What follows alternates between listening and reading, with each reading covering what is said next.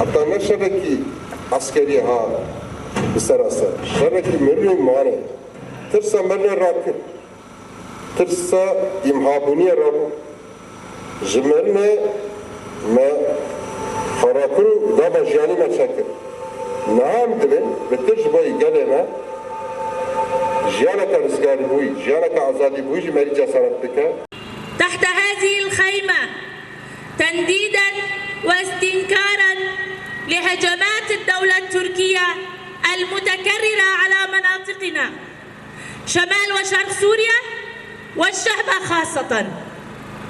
نقول إن هذه ليست المرة الأولى للدولة التركية التي تشن حملاتها ضد شعوب المنطقة.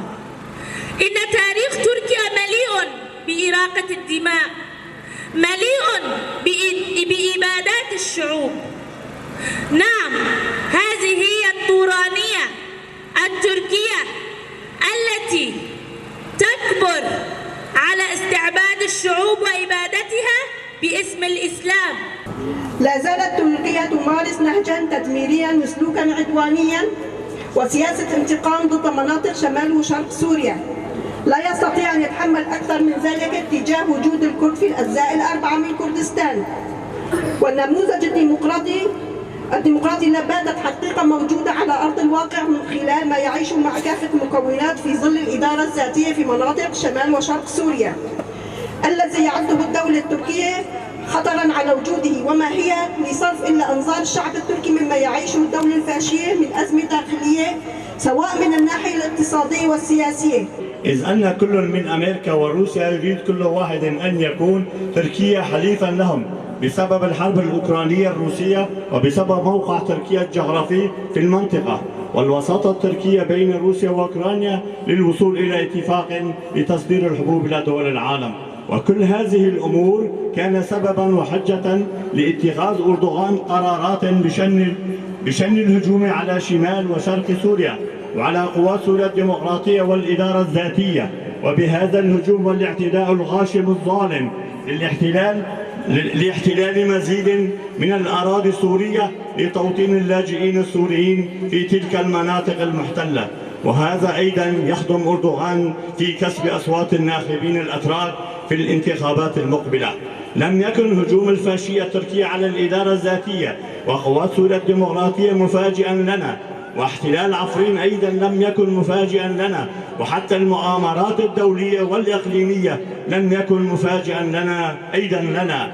إن المؤامرات على الشعب الكردي منذ عشرات ومئات السنين كما يعلم الجميع، المؤامرة على جمهورية مهاباد في إيران وعلى القائد عبد الله أوجلان. حلب أحيي جميع الشعوب الموجودة في منطقة شمال وشرق سوريا، خاصة الرفاق والرفيقات.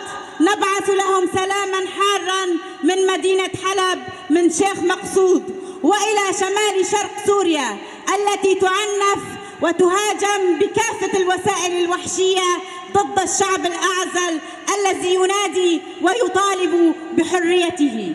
طبعا شمال وشرق سوريا ومناطق الجبال التي تقودها الجيريلا بكل بسالة تأخذ المقاومة، تأخذ روح النضال، تأخذ القوة من جزيرة إمرالي التي يسطرها القائد عبد الله أوجلان.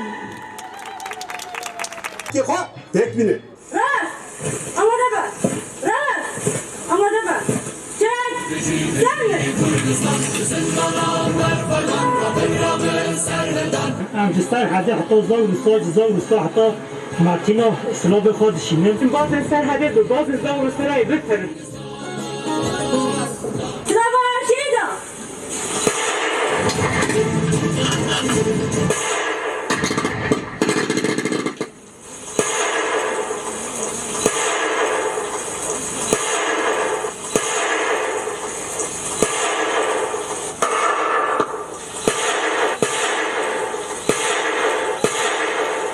Herhalde kırmızı dedik.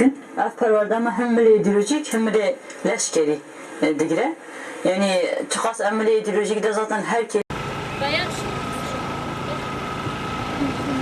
بيان الختامي لفعاليات خيمة التضامن مع القائد عبد الله أوجلان التي نظمتها مؤتمر ستار وحركة الشبيبة الثورية على مدار يومين بمشاركة جميع الأحزاب السياسية ومؤسسات المجتمع المدني والمجالس الأحياء الشيخ مقصود والأشرفية.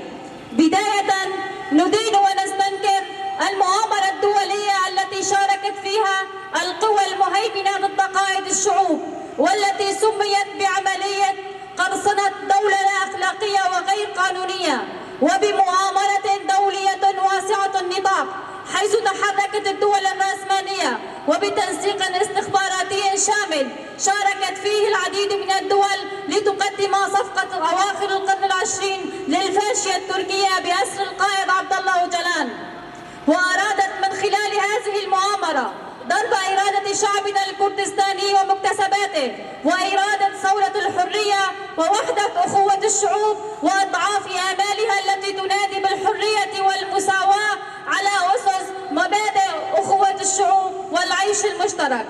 24 عاما من مقاومة يبديها القائد عبد الله أوجلان في سجن إمرني والدولة التركية تفرض عليه العزلة والتجريد منذ أسره مع قيامها بأبشع ممارسات الشوفونية بفرض أقصى عقوبات الغير القانونية والغير الحقوقية، منها محاولة تسميم وتعذيب وعدم السماح لزويه ومحاميه بزيارته، حيث تعبر هذه الممارسات عن عجز وفشل الحكومة التركية الفاشية في الوصول إلى سبل الحلول السلمية والديمقراطية.